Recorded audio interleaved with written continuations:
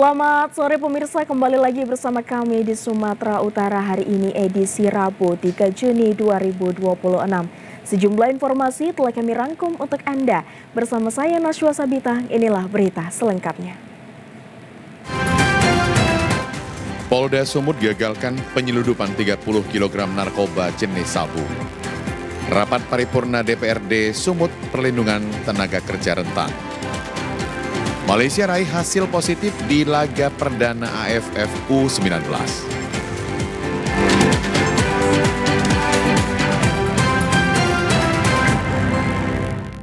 Pemirsa, kita di topik yang pertama, Direktorat Reserse Narkoba Polda Sumatera Utara menggagalkan penyeludupan 30 kg narkotika jenis sabu di perairan Asahan. Sabu tersebut dibawa menggunakan sampan nelayan dari wilayah perairan Malaysia. Dalam video amatir, sejumlah personil di Tres Narkoba Polda Sumut terpaksa melompat ke sebuah sampan dari kapal patrolinya untuk menangkap pelaku. Pelaku akhirnya ditangkap di atas sampan, tepatnya berada di tengah laut perairan perbatasan Indonesia-Malaysia di Kabupaten Asahan. Usai diringkus, polisi melakukan penggeledahan dan menemukan 2 guni berisikan narkoba jenis sabu-sabu di bagian tengah sampan. Pelaku mengaku mendapatkan barang haram tersebut dari seorang yang ada di Teluk Negeri Malaysia. Direktur Reserse Narkoba Polda Sumut Kombes Pol Andi Arisandi mengatakan total ada 30 kg narkotika jenis sabu yang disita petugas di dalam kapal yang dibawa pelaku. Ia menjelaskan pengungkapan bermula dari informasi masyarakat terkait adanya kapal yang diduga membawa narkoba antar negara dari wilayah perbatasan Malaysia menuju Sumatera Utara. Menindaklanjuti informasi tersebut, tim gabungan kemudian melakukan patroli laut dan penyelidikan di sekitar perairan Asahan. Dari hasil pemeriksaan sebanyak 16 bungkus sabu dengan berat 16 kg. Sedangkan 14 bungkus lainnya dengan berat 14 kg. Berdasarkan hasil interogasi awal, tersangka mengaku menjemput sabu di wilayah perairan perbatasan Malaysia atas perintah seseorang berinisial MAIL yang kini masih dalam penyelidikan. Tim kita dengan dibantu oleh kapal bea cukai, kemudian di tengah laut ditemukan satu unit perahu nelayan yang di dalamnya berisi 30 kilo narkotika jenis sabu. Ini sudah beberapa kali dilakukan oleh yang bersangkutan, jadi tugasnya adalah dari pinggir pantai, kemudian ke tengah, menjemput di kapal di tengah, kemudian dibawa lagi ke daratan. Ini masih Malaysia, kemudian melalui laut, kemudian ke wilayah Asahan. Rencananya mau dibawa kemana, Pak? Masih di putaran Sumatera Utara, itu yang rencana diedarkan. Saat ini tersangka beserta seluruh barang bukti telah diamankan di Mako di Tres Narkoba Polda Sumut untuk menjalani proses hukum lebih lanjut. Polda Sumut juga masih melakukan pengembangan untuk mengungkapkan jaringan internasional yang terlibat dalam penyeludupan narkotika tersebut. Diduga tidak memiliki izin alih fungsi lahan pertanian di Dusun 4 Desa Sukamandi Lihir, Kecamatan Pagar Merbau, Kabupaten Deli Serdang yang akan dibangun pabrik dikhawatirkan akan berdampak pada berkurangnya pasokan pangan di wilayah Kabupaten Deli Serdang. Menurut informasi, terdapat 6 hektar luas keseluruhan lahan yang direncanakan akan dibangun pabrik batu apung. 4 hektar lebih merupakan lahan pertanian padi produktif. Menurut Kepala Desa Sukamandi Hilir, Bahrul Ilmi, saat ini di lokasi yang dimaksud sedang dilakukan penimbunan lahan. Namun hingga saat ini belum ada pemberitahuan atau melaporkan kegiatan apa yang dilakukan di sana. Sejak dilakukan proses jual beli oleh petani pemilik lahan, pihak pembeli sempat saat ini belum ada mengurus izin apapun. Dari informasi yang didapat, rencananya di lokasi tersebut akan dibangun pabrik batu apung dengan luas keseluruhan mencapai 6 hektar, di mana 4 hektar lebih merupakan lahan pertanian padi produktif. Wilayah Desa Sukamandi Hilir mencapai 580 hektar, di mana 380 hektar diantaranya merupakan kawasan lahan pertanian produktif. Selama ini, Desa Sukamandi Hilir menjadi lambung pangan untuk wilayah Kabupaten Deli Serdang. Itu lahan pertanian produktif yang dijadikan sebagai pabrik, sehingga ini mengurangi lahan pertanian di Desa Sukamandi Hilir yang berakibat kurangnya pasokan pangan di Kabupaten Deli Serdang ini, Bang. Belum ada, Bang. Saya pastikan belum ada, Bang. Karena belum ada lapor ke desa terkait hal pembangunan tersebut, dan desa pun juga sudah menyurati berbagai pihak, khususnya untuk Dinas Pertanian, Satpol PP, kemudian untuk perizinan, dan insya Allah nanti hari Kamis kami akan mengundang perusahaan dan dinas terkait, Pak Camat juga ikut nanti untuk berdiskusi bagaimana solusi untuk areal lahan tersebut, Bang. Anggota DPRD Deli Serdang Indra Silaban mengatakan sudah mengetahui rencana pengalihan fungsi lahan pertanian untuk mendirikan pabrik dari masyarakat setempat. Pihaknya berharap dinas atau instansi terkait untuk segera turun ke lokasi dan menghentikan kegiatan sebelum ada izin untuk rencana pengalihan fungsi yang dimaksud. Kita berharap supaya nanti pihak dinas terkait, Satpol PP ataupun pertanian segera datang ke tempat lokasi untuk mengetahui masalah izin penimbunan tersebut. Secepatnya kita akan nanti dari mungkin DPRD, kita akan menghubungi pihak terkait supaya nanti kalau bisa hari Senin sudah ada jawaban dari pihak-pihak terkait, dinas terkait.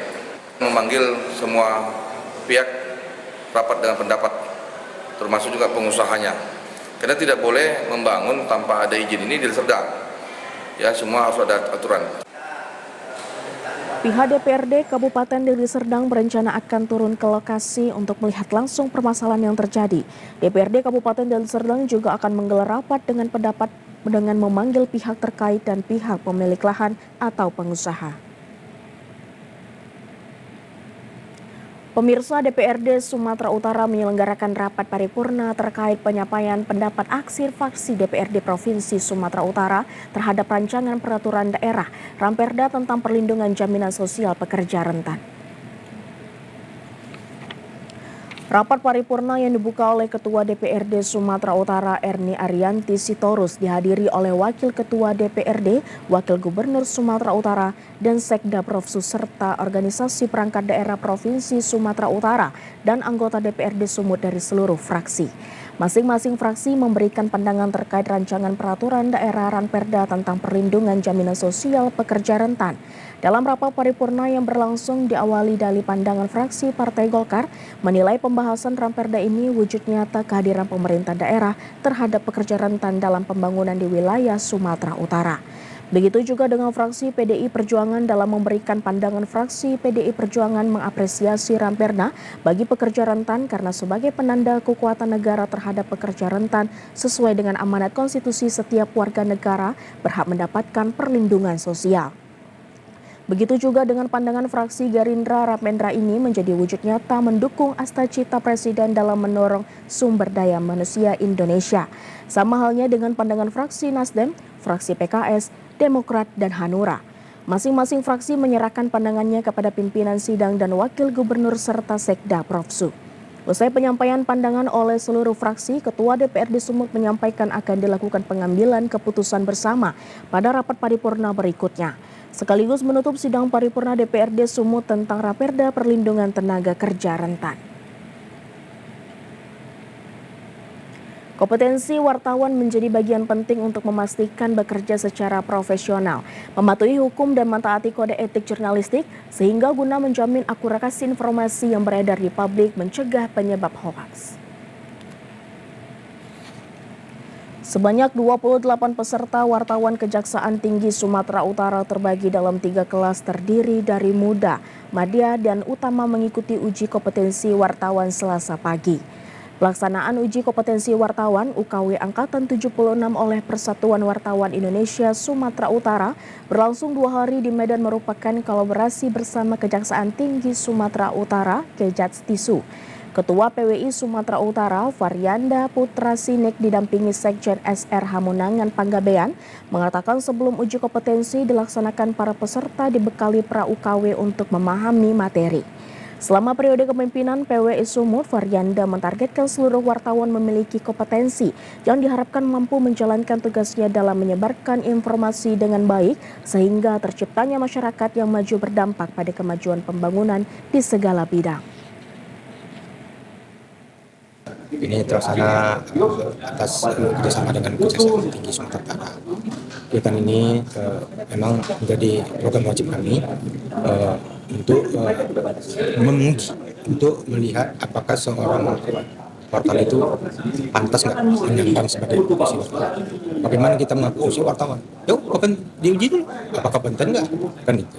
Kemudian setelah kompeten, juga berharap supaya ilmu yang sudah didapat diimplementasikan.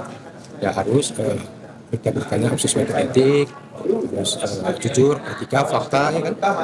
Jadi sebelum jadi anggota PBI mereka juga harus kita bekali fungsi-fungsi kerja wartawan.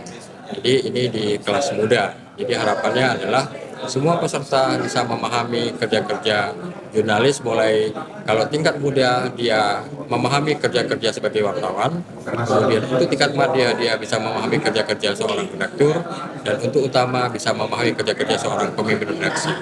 Inilah kegiatan UKW tujuannya untuk digelar. Pemirsa, kami akan segera kembali dengan informasi lainnya. Tetaplah bersama kami di Sumatera Utara hari ini.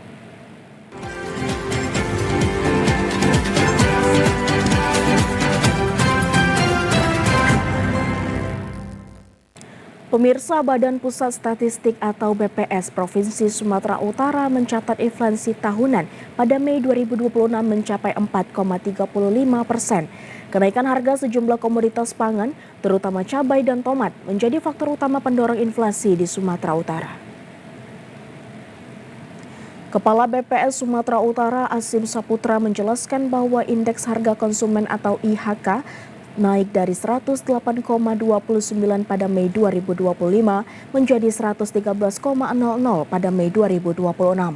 Selain inflasi tahunan, Sumut juga mencatat inflasi bulanan sebesar 0,89% dan inflasi tahun kalender sebesar 0,67%. Inflasi tahunan terjadi karena kenaikan harga pada hampir seluruh kelompok pengeluaran masyarakat, kelompok makanan, minuman, dan tembakau menjadi penyumbang terbesar dengan inflasi mencapai 7,11%. Dari 11 kelompok pengeluaran yang dipantau, seluruhnya mengalami kenaikan harga. Selain kelompok makanan, inflasi tinggi juga terjadi pada kelompok perawatan pribadi dan jasa lainnya sebesar 9,73%. Penyediaan makanan dan minuman, restoran sebesar 3,49% serta informasi, komunikasi, dan jasa keuangan sebesar 3,22%.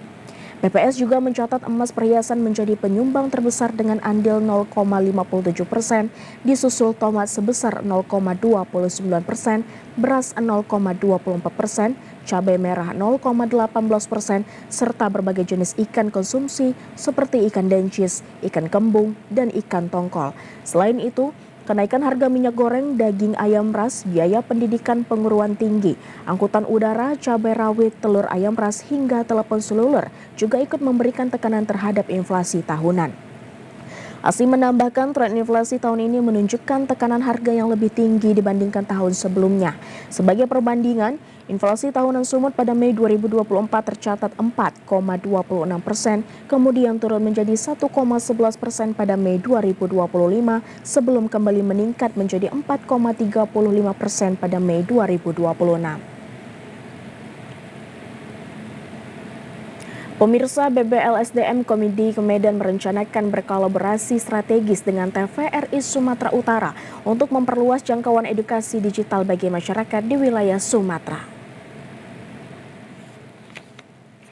Sinergi ini bertujuan untuk mengakselerasi peningkatan kualitas sumber daya manusia melalui penyampaian materi pelatihan yang dikemas secara interaktif dalam bentuk program televisi edukatif.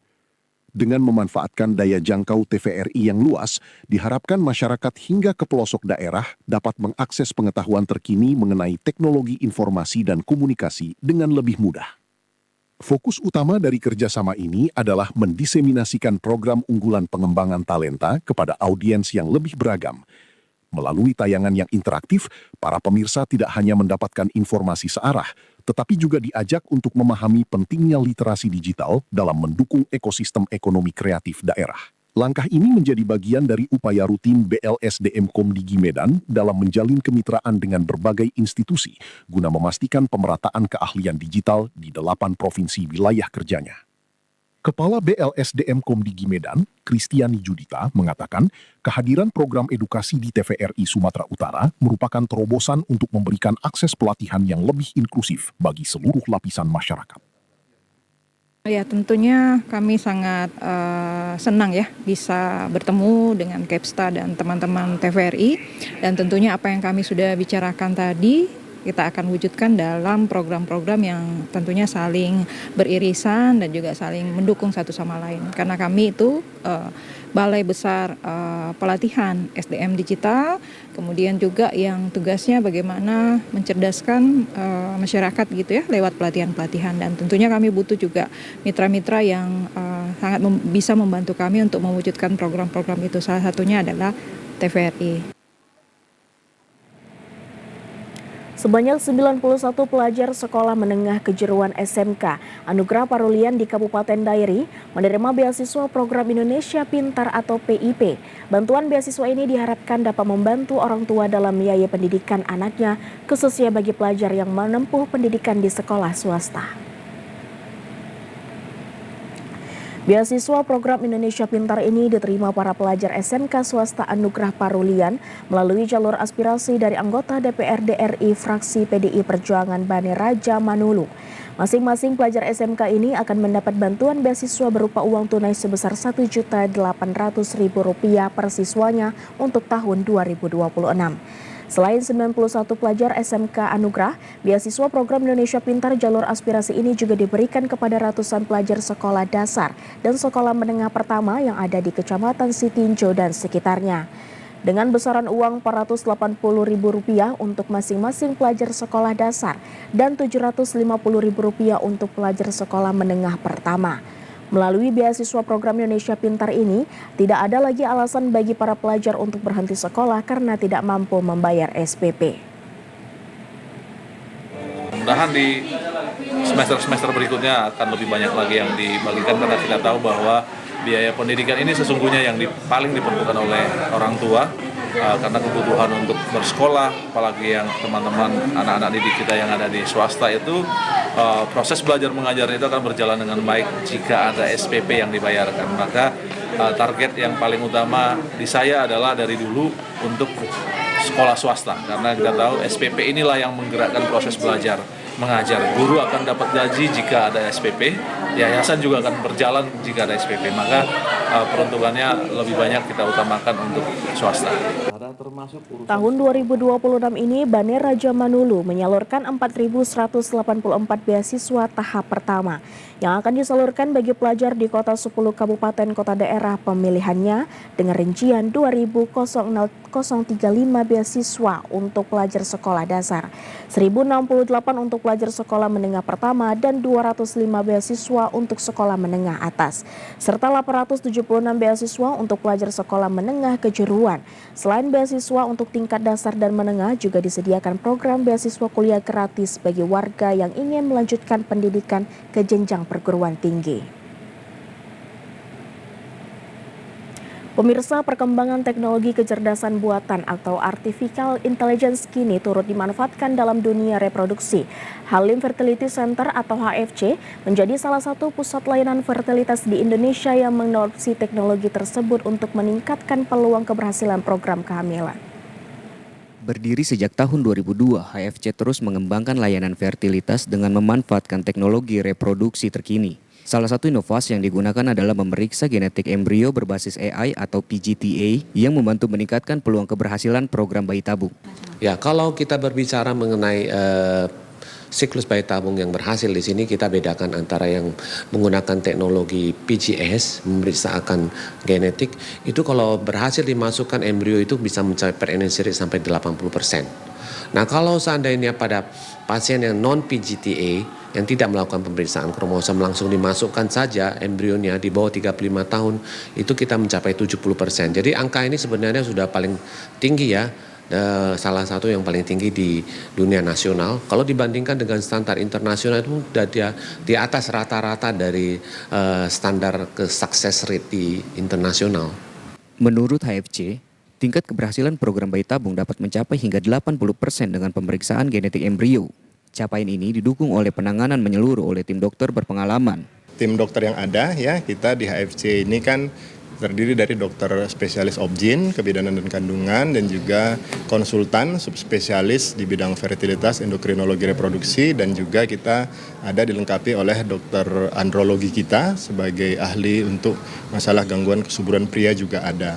Keberhasilan program bayi tabung di AFC juga dirasakan oleh banyak pasien, termasuk pasangan yang sebelumnya belum berhasil menjalani program serupa dan akhirnya memperoleh hasil yang diharapkan. Saya menginspirasikan untuk semua ibu, mam dan dad, apapun itu pergumulannya, apapun itu yang kamu hadapi, kalau kamu berjuang dan berusaha dan berdoa, pasti bisa.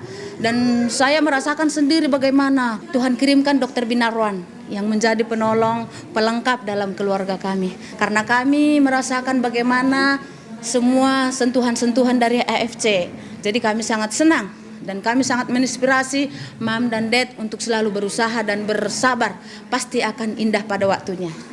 Dengan dukungan teknologi berbasis AI dan tim dokter yang telah berpengalaman lebih dari 2 dekade, Halim Fertility Center terus berupaya memberikan layanan fertilitas dan komprehensif bagi pasangan yang mendambakan kehadiran buah hati.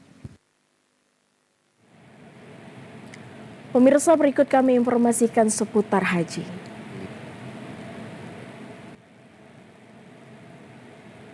Menteri Haji dan Umroh RI Muhammad Irfan Yusuf terpana saat melihat barang jamaah yang hendak pulang ke tanah air unik-unik.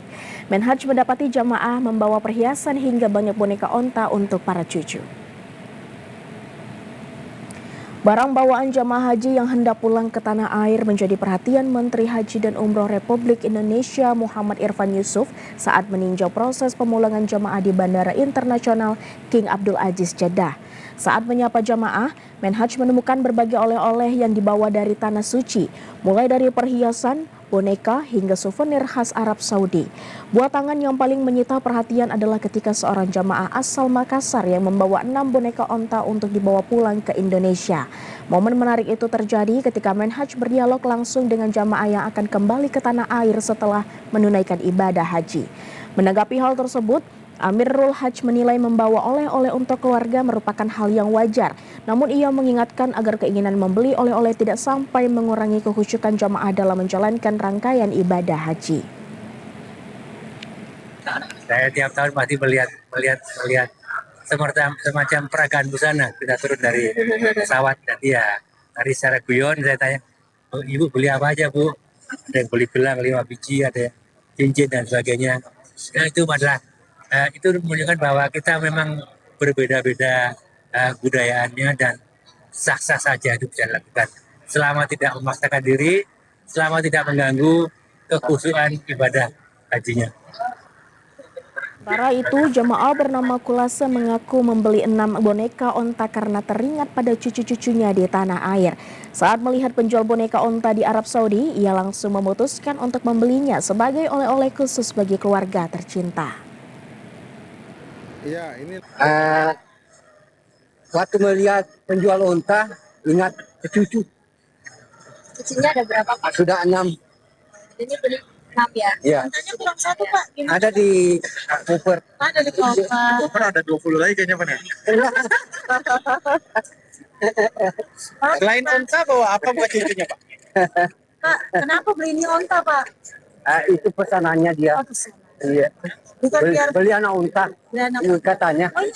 Jadi untuk cucu demi cucu saya begini. Oke. Iya. Meski menjadi perhatian, barang bawaan jemaah tersebut tetap memenuhi ketentuan penerbangan dan dapat dibawa pulang bersama rombongan menuju Indonesia. Sebanyak 358 jamaah haji kelompok terbang kloter KNO2 hari ini diberangkatkan menuju Jeddah untuk dipulangkan menuju tanah air. Para jamaah haji Indonesia tersebut tak sabar untuk segera bertemu dengan keluarganya di rumah. Ratusan jamaah haji kloter KNO2 diberangkatkan dari Hotel Wedah Al Khair di wilayah Jarwal, Mekah menuju Bandara King Abdul Aziz Jeddah sekitar pukul 12 waktu Arab Saudi. 1 hingga 2 jam sebelum diberangkatkan, petugas memastikan seluruh jamaah maupun barang bawaan seperti koper bagasi sudah berada di lobi hotel. Setelah siap, barang bawaan jamaah langsung dimasukkan ke dalam bagasi bus, sedangkan jamaah menunggu hingga rombongannya dipanggil untuk memasuki bus.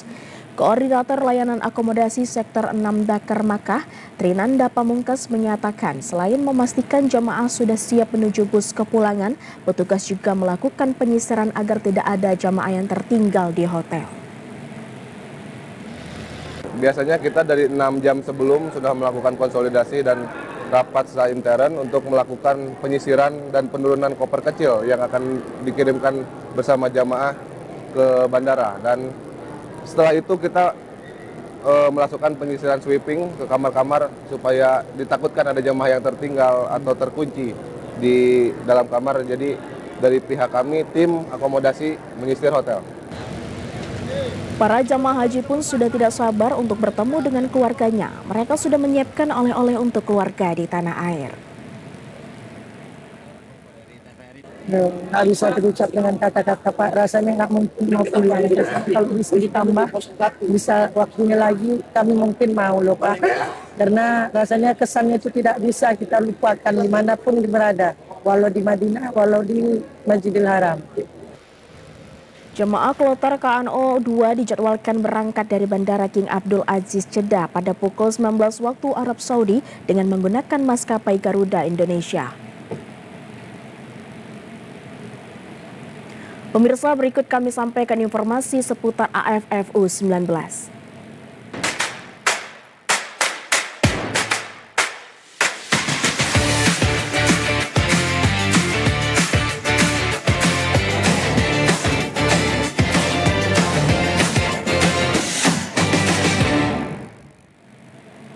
Pemirsa, tim nasional Malaysia U19 berhasil meraih kemenangan perdananya di ajang ASEAN 19 Boys Championship atau AFF U19 menghadapi tim nasional Singapura U19 dengan skor meyakinkan 3-0 di Stadion Teladan Medan. Hasil ini membuat tim nasional Malaysia U19 menduduki posisi kedua dengan menempel ketat Thailand dalam persaingan di grup B klasemen sementara. Meski dihelat tanpa penonton, pertandingan antara tim nasional Malaysia U19 menghadapi tim nasional Singapura U19 di Stadion Teladan Medan berlangsung dengan cukup ketat. Sejak awal laga berlangsung, kedua tim bersama mengambil inisiatif saling serang. Kedua tim baik Malaysia maupun Singapura sama-sama membangun upaya penyerangan melalui umpan-umpan pendek sembari mencari celah di masing-masing lini pertahanan. Ancaman baru datang dari timnas Malaysia di menit ke-12. Berawal dari kemelut di depan gawang Singapura, namun sepakan pemain Malaysia Muhammad Nakif masih terlalu lemah. Malaysia sukses memecah kebuntuan dari di menit ke-20 melalui gol Muhammad Arif Aiman. Malaysia kembali berhasil menggandakan keunggulan di akhir babak pertama lewat gol Abid Safaras. Memasuki babak kedua permainan, Malaysia kian mendominasi. Pada menit ke-61, Malaysia kembali memperbesar keunggulan menjadi 3-0 lewat gol Tengku Hashri. Pelatih timnas Malaysia U19, Nafuzi Zain mengatakan ajang AFF U19 ini diharapkan mampu menjadi ajang pembelajaran bagi skuadnya untuk lebih matang. Alhamdulillah, terima kasih kepada pemain saya malam ini dan untuk first game pembukaan kita nampak tiga mata adalah satu yang positif lah untuk pasukan. Okay. Tetapi kita still ada 2 game lagi, so kita kena banyak benda kita kena improve. Tetapi untuk yang pertamanya kemenangan itu memang sangat penting. Menanggapi calon lawannya yakni Thailand U19 yang menang besar dengan skor 9-0 menghadapi Brunei Darussalam. Nafuzi Zain menyebut telah mempersiapkan anak-anak asuhnya untuk dapat menghadapi dan memenangkan pertandingan menghadapi raksasa Asia Tenggara itu nantinya. Pemirsa, Polda Sumatera Utara mengerahkan 2.086 personil untuk mengamankan pelaksanaan laga AFF U19 tahun 2026 di Stadion Teladan Medan. Pengamanan dilakukan sesuai peraturan kepolisian nomor 10 tahun 2022 tentang pengamanan penyelenggaraan kompetisi olahraga guna memastikan pertandingan berlangsung aman dan tertib. Meskipun pertandingan berlangsung tertutup tanpa penonton karena Stadion Teladan masih belum sepenuhnya siap untuk menampung penonton, pengamanan laga tersebut tetap diperketat. Ribuan personel yang terlibat terdiri dari statu tugas Polda Sumatera Utara, Polrestabes Medan, Polres Deli Serdang, serta unsur instansi terkait lainnya. Mereka ditempatkan di sejumlah titik strategis mulai dari jalur kedatangan tim, area stadion, hingga lokasi pendukung di sekitar venue pertandingan. Meskipun pertandingan dilaksanakan tanpa kehadiran penonton, aparat tetap melaksanakan pengamanan secara maksimal. Langkah ini dilakukan untuk mengantisipasi berbagai potensi gangguan keamanan dan ketertiban, sekaligus menjamin kelancaran aktivitas penyelenggara dan pihak terkait selama berlangsungnya kompetensi. Selain pengamanan terbuka, petugas juga melaksanakan patroli dan pemantauan di kawasan sekitar stadion guna menjaga situasi tetap kondusif. Karo OPS Polda Sumatera Utara, Kombes Pol Dwi Tunggal Jaledri mengatakan kehadiran personel di lapangan menjadi bagian dari upaya preventif agar seluruh rangkaian pertandingan berjalan sesuai prosedur yang telah ditetapkan. Dalam hal ini juga personil yang kami libatkan itu ada 2086. Sedangkan untuk stadion yang kami disiapkan adalah dari Stadion Medan Teladan, kemudian Stadion Utama Sumatera Utara, dan juga stadion dari Madia yang ada di samping Stadion Utama. Himbauan untuk para masyarakat dan supporter yang kami sampaikan kepada masyarakat dalam menonton pertandingan U19 untuk Indonesia, pertama adalah jagalah nama baik bangsa Indonesia. Karena dalam hal ini kita adalah sebagai tuan rumah. Jangan dicederai dengan membawa barang bawaan yang tidak perlu. Apalagi menyebarkan tulisan-tulisan pada saat pertandingan. Ini sangat mencoreng nama baik bangsa Indonesia. Kita sebagai bangsa yang besar hendaknya saling menjaga nama baik Indonesia agar terlaksananya U19 ini dengan sukses, dan kita berharap semoga U19 PSSI Indonesia ini bisa menjadi juara di tahun 2026. Terima kasih. Dengan dukungan personal gabungan, pelaksanaan laga AFF U19 tahun 2026 diharapkan berlangsung aman, lancar dan terkendali sehingga seluruh agenda pertandingan dapat terlaksana dengan baik sesuai standar pengamanan kompetisi olahraga nasional. Timnas Thailand tampil dominan saat menghadapi Timnas Brunei Darussalam pada laga fase grup AFF U19 tahun 2026 yang berlangsung kemarin sore di Stadion Medan Teladan. Meski sempat diguyur hujan menjelang pertandingan dan digelar tanpa kehadiran penonton, Thailand tetap mampu menunjukkan performa impresif dengan kemenangan telak 9-0.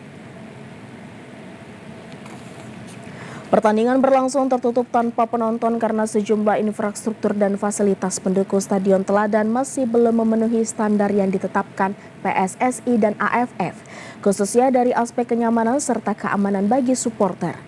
Kondisi tersebut membuat atmosfer pertandingan terasa berbeda dibandingkan laga internasional pada umumnya yang identik dengan dukungan langsung dari tribun. Meski demikian, kedua tim tetap menampilkan permainan yang menarik sejak peluit awal dibunyikan. Thailand langsung mengambil kendali permainan melalui penguasaan bola dan serangan cepat yang terus menekan lini pertahanan Brunei Darussalam. Dominasi tersebut membuahkan hasil dengan 5 gol yang tercipta sepanjang babak pertama. Memasuki paruh kedua, Thailand tidak mengenderung intensitas permainan. Serangan demi serangan kembali menghasilkan 4 gol tambahan sementara Brunei kesulitan keluar dari tekanan. Hingga laga usai, Thailand memastikan kemenangan dengan skor 9-0. Pelatih Thailand Jukapat Punpe menyebut kemenangan besar tersebut menjadi bahan evaluasi penting bagi timnya. Ia juga menilai kondisi stadion dapat memberikan efek terhadap pemain. Effect on your player. What is the most significant effect on your player?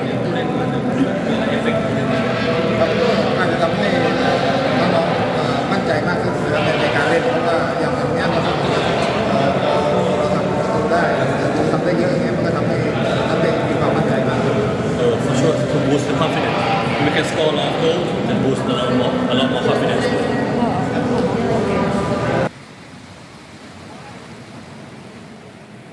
Pemirsa, kami akan segera kembali dengan informasi lainnya. Tetaplah bersama kami di Sumatera Utara hari ini.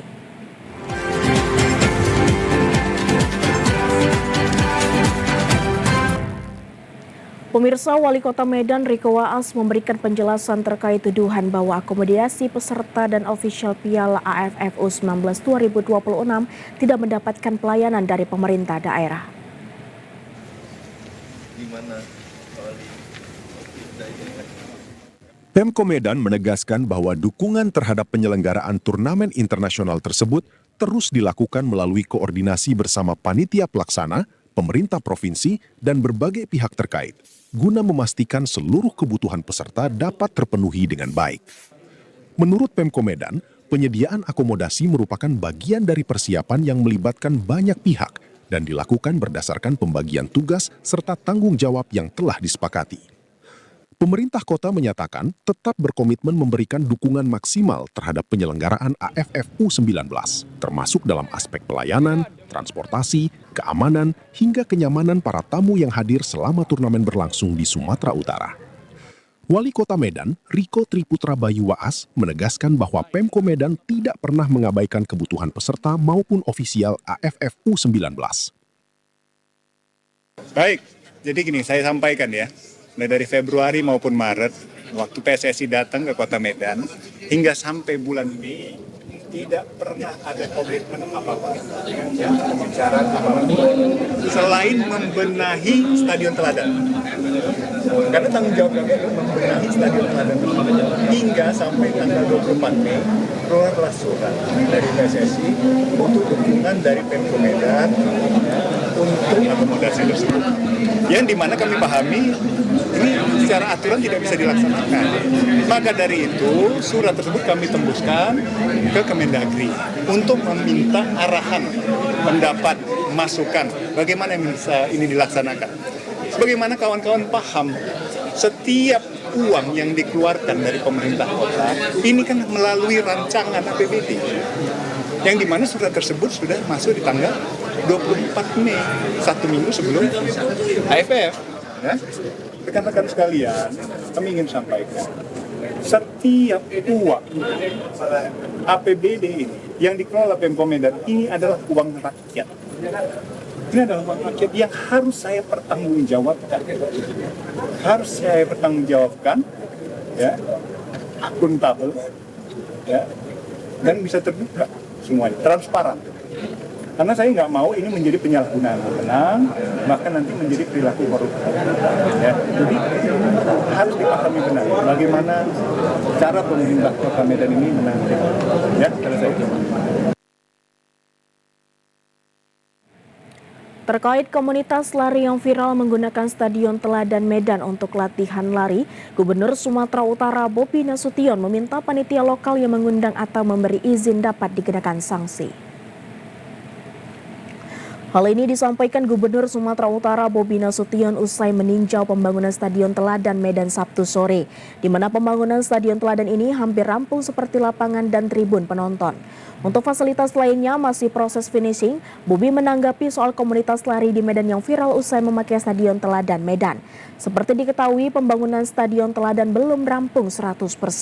Gubernur Sumatera Utara menganggap ini bagian dari euforia masyarakat menyambut Piala AFF-U menjadi Sumatera Utara sebagai tuan rumah. Namun Bobi menegaskan, kurang tepat saat kondisi masih dalam tahap pembangunan dalam belum diresmikan. Bobi Nasution meminta agar panitia lokal yang memberi izin mendapat sanksi atas keteledoran ini. Konteks membela bukan, tidak 100% salah dari komunitas larinya. Ya. Jadi kalau boleh ya antusiasme semua bidang olahraga oke, ada yang pecinta lari, ada yang pecinta bola, tapi jangan jadikan itu sebagai permusuhan.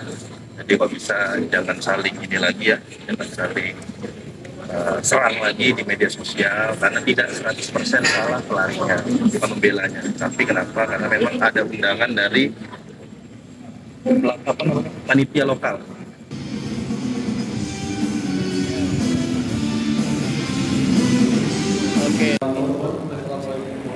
Pekan Raya Sumatera Utara atau PRSU ke-50 siap kembali menyapa masyarakat pada 3 Juli hingga 2 Agustus 2026 setelah sempat absen selama 2 tahun.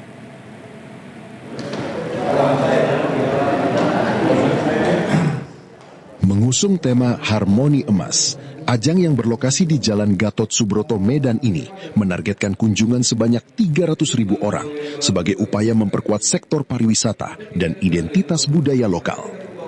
Kemeriahan acara ini akan didukung oleh partisipasi 28 kabupaten kota, serta kehadiran maskot orang utan yang dipilih langsung oleh gubernur sebagai representasi satwa khas daerah. Event ini juga dirancang sebagai pendorong utama pertumbuhan ekonomi kreatif melalui keterlibatan masif pelaku UMKM dan berbagai kompetisi modern. Selain pameran budaya, pengunjung akan disuguhkan hiburan menarik mulai dari artis nasional hingga pertunjukan drone LED show pada malam pembukaan. Berbagai layanan publik seperti pojok pajak hingga pemeriksaan kesehatan juga turut dihadirkan untuk memberikan manfaat langsung bagi masyarakat yang hadir. Sekretaris Daerah Provinsi Sumatera Utara, Sulaiman Harahap menegaskan bahwa tingginya target pengunjung tahun ini diharapkan berbanding lurus dengan perputaran roda ekonomi di wilayah tersebut. Beliau optimis bahwa kehadiran ratusan ribu orang akan memberikan dampak signifikan bagi para pelaku usaha kecil menengah yang berpartisipasi dalam pameran. Nah, kalau untuk PRSI kali ini kan tahun 2026 ini kan kita sudah kemas dengan harmoni emas. Tentu berbeda. Berbedanya apa? Ini adalah suatu event dengan satu kolaborasi yang kita harapkan menghasilkan sejuta energi. Tentu berbeda dengan yang event-event sebelumnya. Event-event sebelumnya kan lebih daripada memperkenalkan Sumatera Utara.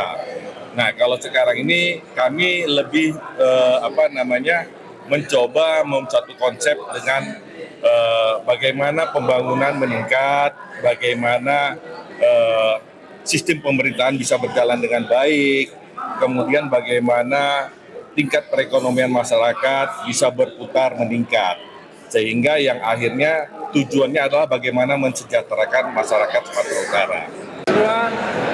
1, 2, 3 lagi. Pemirsa, kami akan mengabarkan terkait bagaimana situasi arus lalu lintas di sejumlah persimpangan di Kota Medan berikut ini.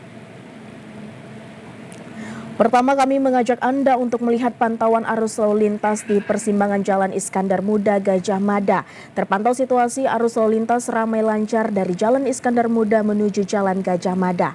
Begitu pula arah sebaliknya, bagi pengendara roda 2 diharapkan berhenti di ruang henti khusus yang telah disediakan. Kemudian kita lihat di Simpang Ahmad Yani, Pulau Penang terpantau ramai lancar, namun diprediksi beberapa jam ke depan akan mengalami kemacetan karena bersama dengan jam pulang kerja. Meskipun demikian, personil Dinas Perhubungan tetap melakukan peraturan lalu lintas guna mengurangi kemacetan terjadi.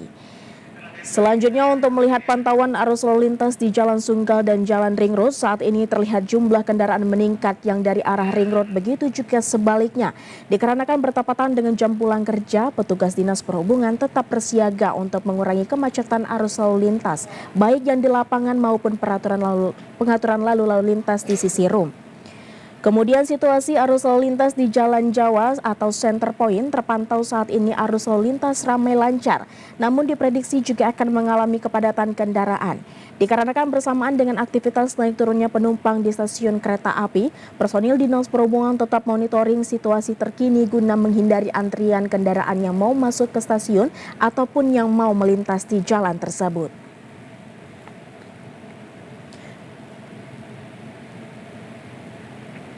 Pemirsa, berikut informasi perakiraan cuaca di sejumlah daerah di Sumatera Utara dari Badan Meteorologi, Klimatologi, dan Geofisika Wilayah 1 Medan berlaku pada Kamis 4 Juni 2026.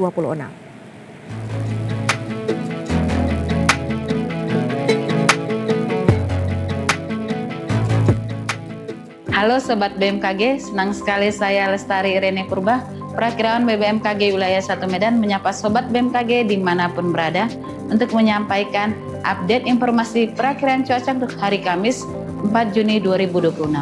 Pagi hari cuaca diperkirakan cerah berawan dan berpotensi hujan ringan di wilayah Papak Barat, Tapali Tengah, dan Humbang Hasudutan.